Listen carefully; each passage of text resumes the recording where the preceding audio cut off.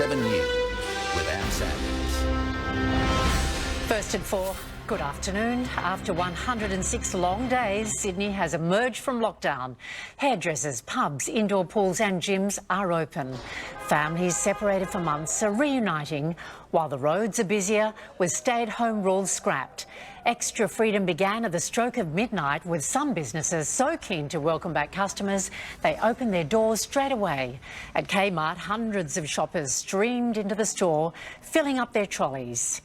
Live to Chief Reporter Chris Reason. Chris, good afternoon. The wet weather certainly hasn't dampened any spirits today. Good afternoon, Anne. Well, this day has been a long time coming, 15 weeks, with so many of the basics simply off limits. But today, a chance to enjoy them again as the nation waits and watches to see if this New South Wales test case, if we can call it that, is successful. It wasn't only Kmart going early and opening at midnight. We also saw pubs, clubs, hairdressers and gymnasiums. So many services that have been locked down and are now being rebooted.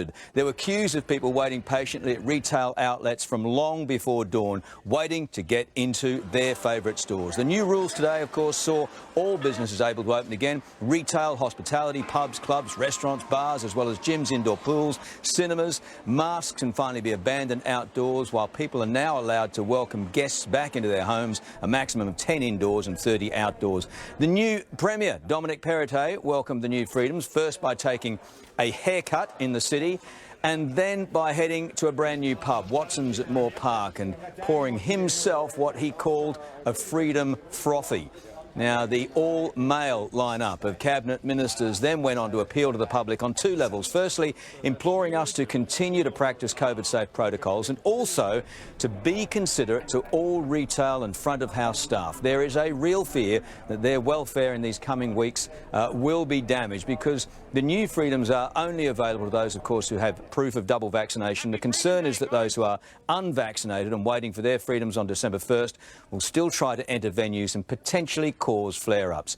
And the other major ongoing concern, of course, is the very real fear that case numbers are set to significantly increase now. The question will be how well this state will cope with 73% vaccinations. Here's the Premier.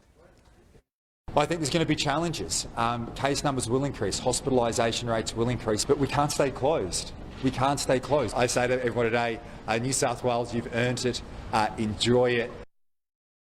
So, Chris, we can't forget about COVID case numbers today. What were they? Well, 496 cases today. That's the second day under 500 and a good result, with hospitalisation steady as well at 769. But as Sydney celebrates today, perhaps the more significant numbers we can't forget right now, what we've seen since all of this began, from when one hotel quarantine limousine driver took that wrong drive back on June 16. We've seen a total of 62,000 cases so far, 7,000 people hospitalised and over 400 lives lost. Yes, certainly worth remembering. Chris Reason, thank you. Let's go live now to Tom Saker. Tom, have many people returned to the city today? Yes, and they have. Foot traffic is considerably up, and around the train stations around Sydney there was considerable enthusiasm despite the fairly miserable beginning to the working week. People fairly excited to get on their commute and get back on the train. The Sydney train timetable is now fully up and running again. A welcome change of pace for those transport workers and, of course, commuters who will take advantage of them. Fairly long traffic lines as well. People coming into the city, a sight we have missed and took for granted. I'm sure we won't like that in a few weeks' time, but certainly today it was a nice sight. Let's take a listen to some of the people who finally were able to get on the train and travel further than 5 kilometres away from home this morning.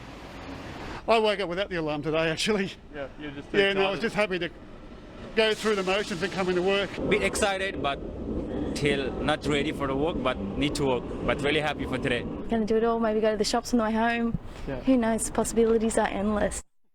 In the CBD, lots of people finally were able to return to their desks for some long-awaited face-to-face contact, be it with colleagues. Maybe they took advantage of retail and the number of businesses that were open. There is considerable confidence this time round that businesses in the CBD who've done it particularly tough over the past few months will bounce back quicker than ever.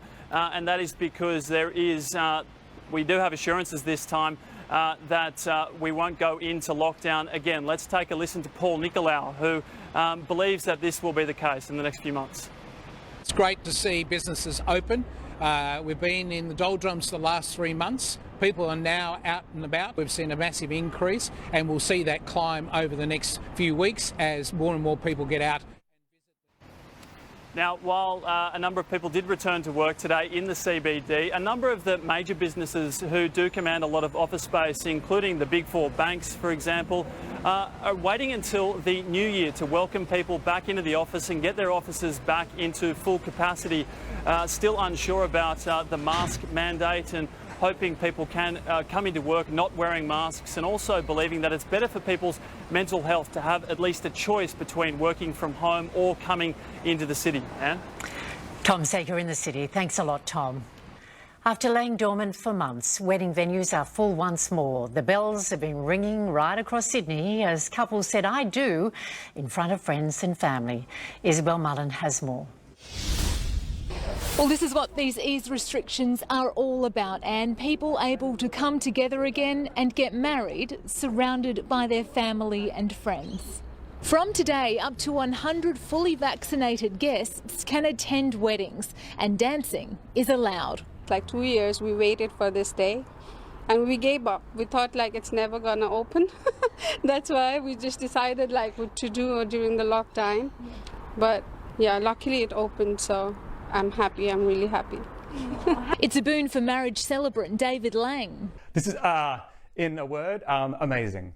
Who has had around 30 weddings cancelled or postponed since lockdown began in June. It's a gift. It's such a load off for couples who are getting married and for celebrants and anyone in the wedding industry. Florists thrown in the deep end this morning as weddings were given the green light. Quite like crazy now. I feel so happy and joyful. Churches and places of worship are also allowed to reopen, subject to density limits.